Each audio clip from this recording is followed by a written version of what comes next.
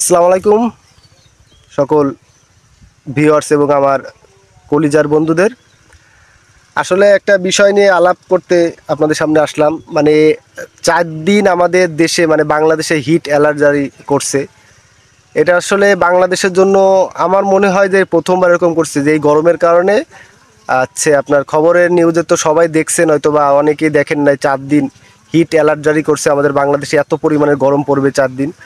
তো আসলে জাস্ট আপনাদের জানানোর জন্য বা একটু মনে করে দেওয়ার জন্য আর কি বিষয়টা আমি ভিডিওটা করছি।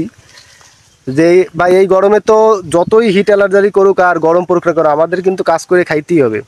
আমরা যারা দিনমজুরি বা ডেলি কাজ করি, আমরা যারা দিন আনি দিন খাই, সেরকম মানুষদের তো আসলে কাজ তো করতে হবে, কিন্তু আগের থেকে নিজের প্রতি একটু খেয়ালটা একটু বেশি রাখতে হবে। ঠিক আছে, একটু স্যালাইন খাইতে হবে, লেবুর পানি খাইতে হবে। আর বাচ্চা কাচ্চা যারা আছে তাদেরকেও একটু কেয়ার করতে হবে। তারাও কিন্তু অনেক সময়, আমাদের ছোটো ছোটো বাচ্চা কাচ্চা আছে, এদিক ওদিক খেলে বেড়ায়, আমরা কিন্তু অনেকে কেয়ার করতে পারি না, কারণ নিজেরাই গরমে হাঁপাই যাচ্ছি। তারপরেও একটু তাদের দিকে কিন্তু খেয়াল রাখতে হবে, যাতে ডায়রিয়া বা অন্য কোনো অসুখ বিসুখ না হয়।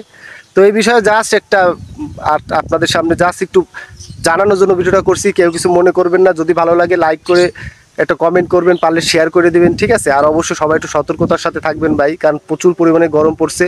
যারা বয়স্ক আছে তাদের কিন্তু খুব সমস্যা হবে। তা আমাদের মা বাবা বা বয়স্ক চাচা কাকা যারাই আছে না কেন, তাদের দিকে আমরা একটু খেয়াল করবো ভাই এই গরমে। ঠিক আছে, অনেকেই কিন্তু আমরা কর্মর ব্যস্ততায় সব কিছু কিন্তু ভুলে যাচ্ছি। ঠিক আছে, তো এই জিনিসটা খেয়াল করবো, কারণ গরমে মানুষ হিট স্ট্রোক করে মারা যায়। ঠান্ডা হলে একটা পথ হয়ে যায়, কিন্তু ভাই গরমে কিন্তু বেশি ক্ষতি হয় বয়স্ক। তো সবাই একটু খেয়াল রাখবেন, যা সেইটা। আর যদি ভালো লাগে তো একটা লাইক, একটা কমেন্ট, আর পারলে একটা শেয়ার করে দিবেন। ঠিক আছে সাজিদ? ঠিক আছে ভাই। তো সবাই ভালো থাকবেন, আল্লাহ হাফেজ।